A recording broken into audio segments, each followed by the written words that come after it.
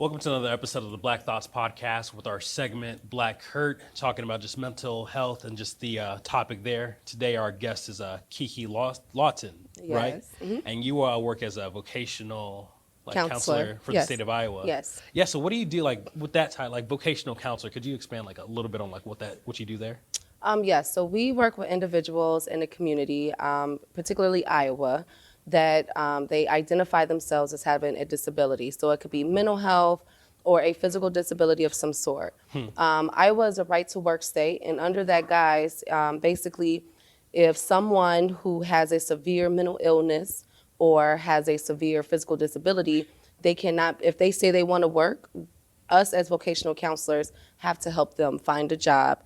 And that requires us also reaching out into different communities, such as, different educational communities or different jobs, and basically networking and saying, hey, this is what we do. We work with these type of individuals. Can you accommodate? And as we all know, it's a federal law that individuals with disabilities have to be accommodated, or otherwise they can get sued. That company can be sued, or that educational institution can be sued and found liable for not accommodating that. So that's pretty much what we are. We're like I call it one of the best kept secrets in Davenport. Yeah, I would say so. I didn't know that there was a position for a vocational counselor like that. That's very needed. That's awesome. So what kind of sparked your interest in working in that kind of field or profession of counseling in general?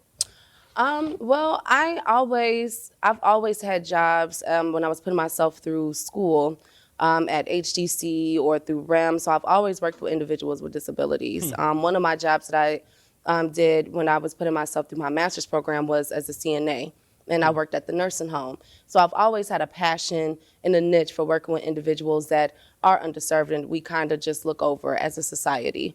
When this position popped up, I read through the job prospects. Or the job description. I think it's very important for us to do that because sometimes we look at the hours or we look at the salary, but if you really look at what goes into this job, when you get there, you're like, oh no, I don't want to do it. So I really studied the job description, and I loved it. I fell in love with it. I applied. It took about 3 interviews. I met with everyone, the chief bureau officer of Iowa. It was a very intense interview. And I got on. And I'm very excited. I've been there a little over a year and a half now. Mm-hmm. That's awesome. That sounds like a lot of work too, for sure. Just trying to get to that point. That's awesome though. That's really cool. So I'm really interested too, just with kind of what the podcast is about, and kind of you being somebody who's a person of color and all that. The whole topic of just counseling, you deal with mental health and all that. Yes. And that's a very almost kind of tabooed, stigmatized conversation when it comes to Black communities and all that. So was there a certain journey with mental health yourself that you kind of went through to kind of realize okay, this is a thing and people struggle with this, all that? Well, of course. I come from a very big family. My grandmother has 9 girls, and I grew up with all women, and I was able to see just the different things of what my aunts went through and what my mom went through. So if you wanted to see domestic violence, I could show you a picture, a snapshot of that in my life, or which also causes mental illness. I don't want to overshadow that as well. But I think what really kind of drew me in was the fact that when I moved here, I was 16 years old. I moved from Chicago, and I went from being in a diverse community in Chicago to being at Moline High School, where it's predominantly white. And that was a big culture shock for me. I didn't quite fit in. I just felt like an outcast. And I also went through a depression because of that. I didn't know what my voice was. I didn't know what my niche was. I went from being able to play outside, go up the street, get a corn. Everybody in Chicago know what that is when you go to the Hispanic shops and get you a corn on a stick. And being able to do that to walking down the street and being called the N-word. I've had that happen to me several times in Moline. So I went through a really bad depression, staying in my room and everything. And to be honest with you, if it wasn't for my English teacher, creative writing teacher, her name is Mrs. Darrowin, shout out to Mrs. Darrowin, who made me write. Really? She made me write my experiences. And that's how my poem started. That's how my book started and everything. Wow. But it was because of that, at the age of 16, with the depression that I went through, when I said, okay, I want to get into psychology. I want to see why people do what they do, why they think the way that they think. And also, I mean, let's be real. Sometimes a lot of us get into psychology to diagnose ourselves. You know, why am I doing this? What am I doing? You know, really just break down our walls, our inner walls. So it was like all of that, an encompass of all of that. Yeah, that's awesome. Being somebody who studies like educational psychology, I really resonate with a lot of that. That's super awesome. That's awesome that like Thank you. your creative writing teacher was like that. She was kind of like your counselor in a sense. Exactly. Like, to really Exactly. Was there counselors at Moline High School that you kind of like felt like comfortable reaching out to, or like could kind of like confide in with like these new struggles, like being someone from Chicago who comes to Moline? No, because my counselor, which he wasn't a bad counselor, actually, if it wasn't for him getting me into knowing how to type real fast, I forgot what those classes are called, but basically computer classes. Yeah. I wouldn't know how to type real fast because I said, why do I need to take this class? He said, you want to know how to get a job, right? Yeah, well, they need people that know how to type fast. Okay. But that was, I thank him for that. But my counselor, he was a Republican, and he was really for Bush at the time. And that was around the time when Kanye said, Bush don't like black people. Yeah. So in my eyes, my counselor didn't really care for me. So I really went to the creative, my creative instructors, Ms. Darwin, all of them that I was in school plays. I was in 3 of them, but again, it started from her. Yeah. You know, and sometimes I was the only black person in that school play. So I never went to one of my counselors. Never. Wow, that's crazy. I mean, it just kind of just shows like how educators can still kind of play like broader roles than just being a teacher, like, you know. So I think it's really cool that they played that. So with that too, just like you moved to like Moline, like from Chicago and all that, Right. And you find like how hard was it like making friends here, like who were like people of color like here, like as friends and all that? Was that like a harder process? No, it was easy. We all gravitated towards each other. I guess like at Moline, yeah, I can see that. Yeah. It's like at our cafeteria, I'm visualizing it right now. We knew where we sat at. It was very rare that you had the occasional black person sit at a predominantly white table. You know, we all sat together. Now, the crazy thing is we all fought together too. We were into it with a lot of each other as well. But at the same time, it was like a family. You know, it was like a family because I think it was only maybe like 10 or 12 of us when I was there, and I graduated in 2007. It wasn't a lot of us at all. I think it was more Hispanics than there were blacks. And we were cool with some of them too, you know? Yeah. So, yeah. It's awesome. So the fact that you guys had like kind of this like family dynamic, like being just like kind of close knit, did you ever kind of like find it comfortable with like, was it hard like having these conversations of like, man, like I'm depressed because of like just moving here, this is any other, or like the conversation of like depression, like with your friends and all that? Was that a hard one to kind of have? Or No. To be honest with you, it was easy. Wow. With, we had a couple of them that were from military backgrounds, so they always moved. And then a couple of my friends, who I'm still friends with to this day, they were also from other places like Chicago or on the East Coast or something. So it was actually easier for us to really talk about that type of stuff. It really wasn't a depression, no. It was more so of we were angry, like we're tired of being here, you know? We wanted to go back home, and I think that's one of the reasons why I always go back home. We go to Chicago, I can't tell you how many times a month. Yeah. You know, just to get that familiar, that home, you know, just to get that back. I'm not saying I don't connect out here in the Quad Cities, but there's no place like home. Home is home. Right, Yeah. There's no place like home, and that's where a majority of my family is. Yeah, no, I definitely understand that. I think it's cool how you said like it's just like being able to like express to each other like how like you're angry or this is that and the other was like easy, because like in the more generalized perspective, when we talk about mental health, and I guess we should just water it down a little bit, when we talk about like depression or people like expressing themselves, it's a hard kind of like almost taboo thing. It's just like you don't do that. Like what have you kind of found as like maybe your opinion on the reason why that has kind of been a thing of like expressing yourself or being vulnerable to your kin about like the things you're going through? I think it's because of the time that we're living in right now. What I had talked about, I did a poem at Hope at a fundraiser back on Black Friday, and that my friend Simone runs. Hey, Simone. What I talked about in that poem was how there are more Black people, Black children, committing suicide due to depression and stress now than there has ever been, you know? And I think it's like we have to rally behind this cause, especially me being in a position that I'm in. I think what has happened is that what we're living in right now in today's age, I don't know, I grew up with old school grandmothers, and they always say we're living in our last times. And every day when you turn on the television or when you go outside and you're seeing some of the things that are happening, you kind of get that feeling like, oh my God, are we truly living in our last times? Like, what's really going on in this world? And I think that when it comes to mental health and when it comes to depression, the one thing that I'm very proud of is that Black women are coming out more. I would like to see more Black men come out, because you, as a man, you're taught to be strong and not show emotions. And I tell my brother all the time, it's okay to talk about how you feel. If you're sad about it, let it be known, because if you're bottling up, all the time, you're gonna have that breakdown. And that mental breakdown, let me tell you something, is one of the worst things that you could ever go through in your life. You don't even know how to come out of it sometimes. And that's how a lot of people lose their minds. Exactly. So I like the fact that we're talking about mental health. I think because of the times that we're living in right now, that's why we're really talking about it.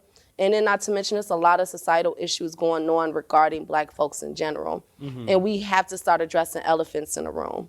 We have a lot of things that we have swept underneath the rug for so long, to the point where at first the rug will look like this, nice and flat, but now we're seeing bumps, and we have to start addressing this within our community. Yeah, I definitely agree. So, and kind of like your profession and all that, like I assume that you work with like a broad array of people who kind of come in and say like, okay, I'm struggling with this and need to find work and all this. When you encounter people who are like Black men and all that, and kind of like express kind of like, do you ever like express those kind of those permissions of like, you can feel like weak sometimes, you can be vulnerable and all those things? Like what are those conversations kind of like with those like people? So I'll give you from a professional standpoint, and I'll give you from a personal standpoint. So from a professional standpoint, when I get a Black male walk into my office, and let's say he's battling with depression and all generalized anxiety disorder, that's like one of the big things around here, GAD. That's one thing I do talk about. Where is this coming from? First of all, how long has it been going on? When did you identify? Not the doctors. Because professionals, as clinicians, we come in basically when there is an episode that has already happened. You know what I'm saying? Majority of the time.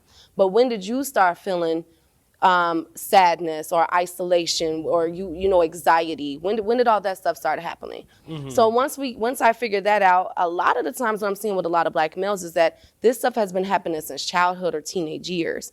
The men that are coming into my office in our 30s, 40s, 50s with this. So think about being not diagnosed for 15 to 20 years with this disorder. It's pretty much a part of your life now. So if it took this long for it to get this bad, imagine how long it's going to take for the symptoms to be relieved. And oftentimes Black men are coming thinking that a pill is going to change everything, and it doesn't happen like that. A lot of it is our own self-will. And it's mind over matter. So the second thing that I do is, after we do that, let's come up with a plan. Okay, when you start feeling like this, or when this starts happening, what can you start doing? What can you start telling yourself? What does being normal, quote unquote, look like to you? Why is it so hard for you to get to that point? Just start really getting down to the core issues. And what I'm seeing, especially with a lot of Black men, is it's a lot of, and I don't want to sound redundant or spew some of the things that a lot of groups are talking about now, but at the end of the day, again, let's address the elephant in the room. A lot of this is coming from mommy and daddy issues. A lot of this is coming from attachment issues, a lot of physical abuse as well that I'm seeing. So really getting down into the root of that problem, and also to let them know it's okay to talk about it. But again, Black men are being so overlooked with addressing their feelings right now, which I'm very proud. Again, let me say that Black women are leading a charge with that. Yeah. But as Black women, we cannot forget about the Black man. Yeah. That we cannot forget about that. Yeah, definitely.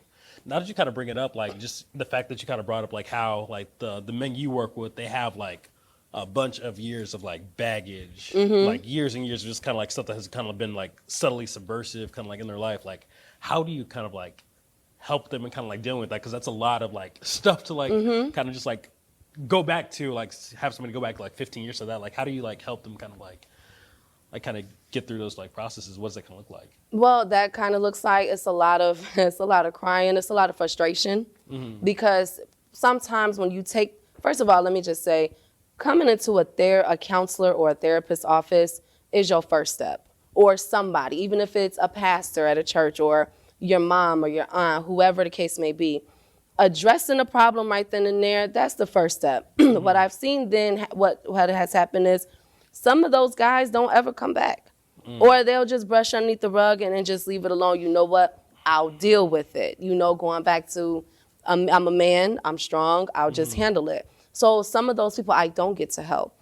The ones that do stick it out with me, it's a lot of mapping. When I say mapping, I mean we are literally taking pieces of paper, starting at, okay, let's give ourselves 3 options. If you were to take this one, and this one, how would that roadmap look? And I always tell people, you are going to take 10 steps backwards before you take that 1 step forward. You have to, I know people always say, be optimistic, be positive, but I'm very honest. I think all 118 of my people, my clients, will let you know I'm one of the most honest counselors there. Yeah. I'm going to let you know, okay, yes or no. And I let them know you are going to be pessimistic before you be optimistic. That just comes with the territory.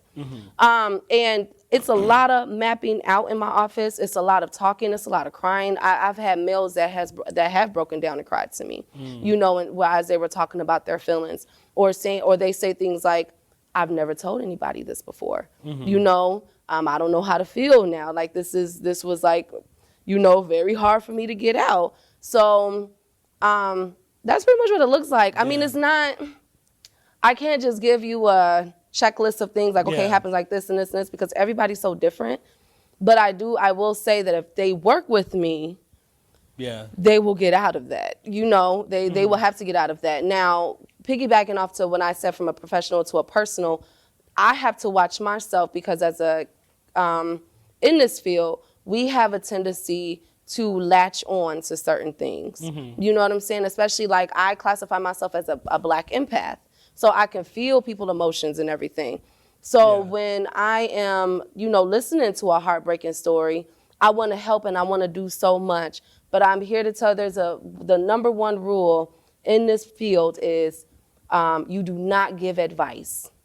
We cannot give advice. We can give suggestions, but we cannot advise you to do anything, because it's your life, And sometimes when I do sit across these men, I want to just take them and say, man, okay, let's do this. I'm with you and everything else, but I cannot fight harder for them than they do for themselves. Yeah. And that's where the real work comes in. So most definitely. That's a lot of work for sure. Yeah. But it's a lot of like fulfilling work though, for sure. So like the final question too, when I kind of think about it, going back to like how you said like, and this is because this comes from the educator in me, like how like an educator was like kind of your kind of like first like permission to be like, okay, like I can express myself. Like when you deal with like people who kind of come in, like how important is it to like for you to like have them find like, no, like better question, how can teachers, I guess, like better kind of like engage their students and kind of like broaden kind of like their job as just not just a teacher but like also counselor? How can they better like reach out to their students when they're going through stuff just like your teacher reached out to you? Well, first of all, you got to know your target. You got to know your target audience. Some students, some people some of them are not ready. They will be what my mom and my grandma would call, they have to go through life. You know what I'm saying? So you have to know what niche, like, who you're talking to. Secondly, if you're that, because I know you're that type of professional as far as with your education background, I can already tell. Yeah. So what I would suggest for you to do is become personable, but not too personable. Like, they should know like who you're dating and all that. Like, Yeah. you know, don't get them all into your business, but become personable. You know, I had a psychology professor at Black Hawk College, Dr. LeBlanc. Shout out to Dr. LeBlanc. And he was our sex education teacher, and he used to tell us and teach us the curriculum from a professional and a personal standpoint. So he would give it to you from the books, but he would say, okay, now this is how I apply this in my life. Yeah. You know, so doing something like that, but also, again, don't give it too, you know, don't share too much of yourself. But those are the best two things I can give you. Again, everybody's different, especially when you're talking about students. I haven't worked with students in a very long time. I did my internship at Arrowhead Ranch where I was working with the juveniles, and that's a whole totally different type of population and a whole another discussion. Yeah. But as far as in the education system, I've never done that, but I can tell you doing a professional and a personal paradigm in your classroom will yield tangible results. Yeah. Like, it will yield, because think about it like this. Why is Cardi B so popular? Why is Donald Trump so popular? Okay? Now, you could probably run laps around them, thought-wise, educational-wise. They probably can't mess with you on a lot of things, right? But why are they so popular? Why is reality TV? Because they're showing you realness, right? We have moved from an educational, you get your education, you do this. Now we're in an entrepreneurial, raw field, raw paradigm in this world. Yeah. So now everybody want to hear Cardi B go after the government. That's a big thing right now. Yeah. If you heard the video from, again, a professional standpoint, it's, oh my God, a lot of those words don't make sense. She's cursing a lot. That's not business etiquette. You can't do that. If you listen to Donald Trump, he done said all kind of stuff. But again, people resonate with these people because they're real. They're looking honest at the personal. Exactly. Yeah. It's raw with it in your face. They don't need no 3D. It's right there. Yeah. I think once educators start moving towards that and you implement that, you will see a different result. Because again, you're still at that professional, okay, we got to put everything in a box, and we're not realizing that our kids nowadays are thinking out the box. Exactly. They're thinking out the box. So that's what I would say. That's super true. No, that was good. No, thank you for that for sure. Really appreciate that. No problem. Yeah, so that's all we have for the Black Hurt podcast segment. Thank you again for coming to Kiki. No problem. Thank you guys for having me. Thank you for letting them do that. Thank you. Thank you.